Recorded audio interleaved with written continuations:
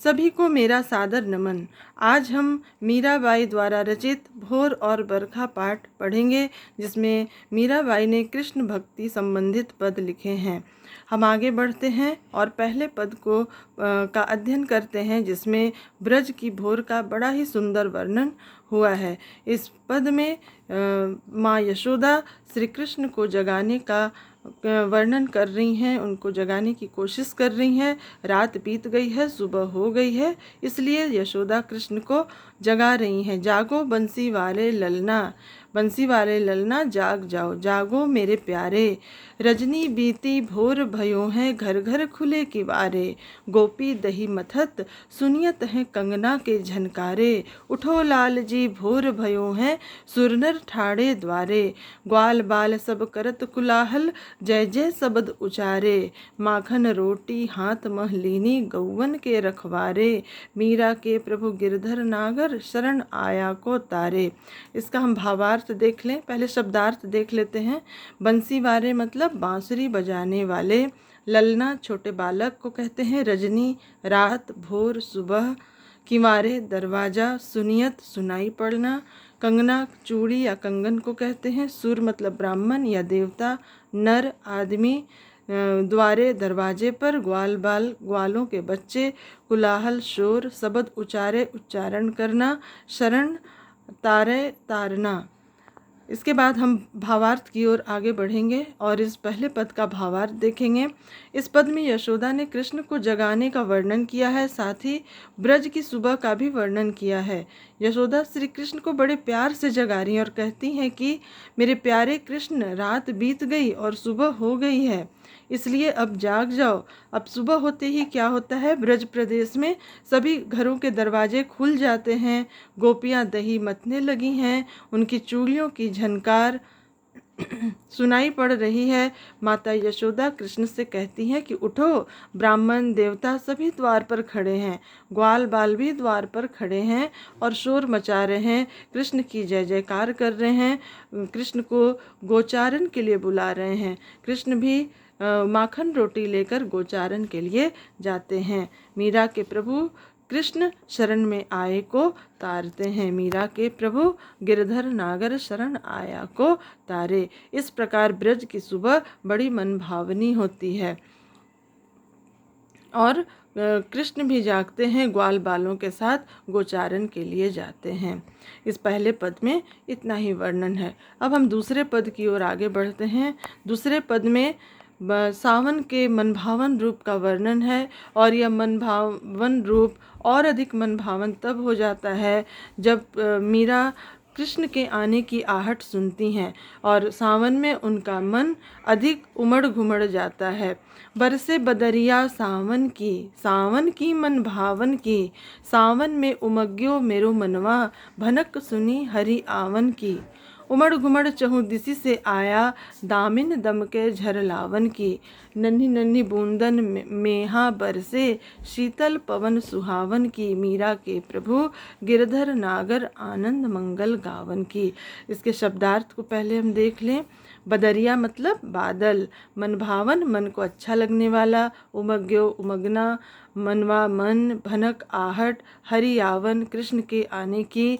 चहुँ this चारों दिशाओं से। दामिन दम के बिजली का चमकना। झर लावन यानी बारिश का होना। मेहा मेघ को कहते हैं। शीतल पवन ठंडी हवा सुहावनी लगती है। अब इसके भावार्थ की ओर आगे बढ़ते हैं। इसके भावार्थ को देखेंगे कि सावन में मनभावन स्वरूप कैसा होता है। कवित्री ने सावन के महीने का वर्णन किया है। काले बादल छा गए, वर्षा की झड़ी लग गई और कृष्ण के आने की आहट सुनकर सावन मनभावन लगने लगा। उनका मन अति उत्साहित हो गया क्योंकि उन्होंने कृष्ण से की आने की आहट सुनी। उन्हें लग रहा था कि अब कृष्ण से उनका मिलन हो जाएगा। वर्षा ऋतु में सावन के महीने में चारों दिशाओं से बादल उमड़ घुमड़ कर आते हैं, बिजली चमकती है, वर्षा की छोटी छोटी बूंदें धरती पर आ जाती हैं, ठंडी हवा चलने लगती है। कवित्री कहती हैं उनके प्रभु श्री कृष्ण हैं, उनसे उनका मिलन होने वाला है, इसलिए अब आनंद मनाने का समय आ गया है। तो दूसरे पद में सावन के मौसम का वर्णन है और कृष्ण के आने की आहट मिली है। आगे हम बढ़ते हुए प्रश्नोत्तर की ओर आगे बढ़ते हैं। प्रश्नोत्तर में पहला प्रश्न है, बंसी वारे ललना मोरे प्यारे लालजी कहते हुए यशोदा किसे जगाने का प्रयत्न करती हैं? और उत्तर है इसका उत्तर में होगा कि यशोदा जो है अपने पुत्र श्री कृष्ण को जगाने का वर्णन करती हैं और कहती हैं कि घरों के दरवाजे खुल गए हैं, गोपियां दही मथ रही हैं, सभी कृष्ण को बुला रहे हैं, दरवाजे पर खड़े हैं, गोपियों के चूड़ियों की झनकार चारों दिशाओं में गूंज रही हैं। प्रश्न 2, नीचे दी गई पंक्ति का आशय अपने शब्दों में लिखना है।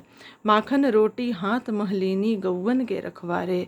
इस पंक्ति के माध्यम से यशोदा कृष्ण को जगाते हुए कहती है कि द्वार पर खड़े सभी उनकी प्रतीक्षा कर रहे हैं और माखन रोटी हाथ में लेकर श्री कृष्ण भी गोचारण के लिए जा रहे हैं अपने सखाओं के साथ।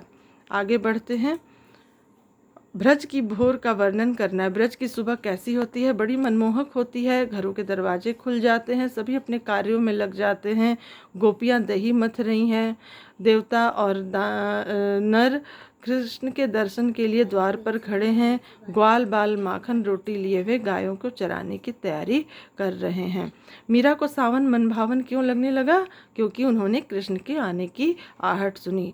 सावन की क्या विशेषताएं होती हैं? क्योंकि सावन में जो मौसम है वो मन भावन हो जाता है और बादल उमड़ घुमड़ कर चारों दिशाओं से आते हैं, बिजली चमकती है, वर्षा की झड़ी लग जाती है, प्रकृति का सौंदर्य अनुपम हो जाता है। अब आगे बढ़ते हुए हम भाषा की बात की ओर आगे बढ़ते हैं।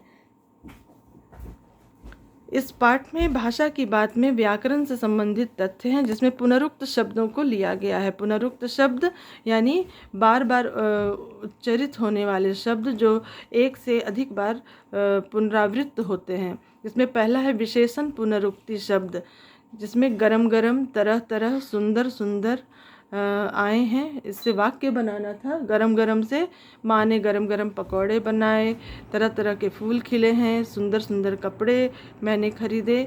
और दूसरी ओर है संज्ञा पुनरुक्ति शब्द, जिसमें गली गली, गांव गांव, वन वन, इससे भी वाक्य बनाना है। गली गली घूमकर खिलौने बेचे, गांव गांव बिजली पहुंच गई, राम लक्ष्मण सीता वन वन भटक रहे हैं। अब आगे बढ़ते हुए हम गृह कार्य की ओर आगे बढ़ते हैं। बच्चों, कुछ प्रश्न आपको दिए गए हैं और जिसे आप अपनी कॉपी में करेंगे। और पहला प्रश्न, 2 भक्त कवियों का नाम लिखना है और उनका परिचय। दूसरे प्रश्न में वर्षा ऋतु पर एक निबंध लिखना है और तीसरे में अपने गांव की सुबह का वर्णन करना है। तो इस प्रकार इस पाठ में हमने 2 पदों का अध्ययन किया। आज धन्यवाद।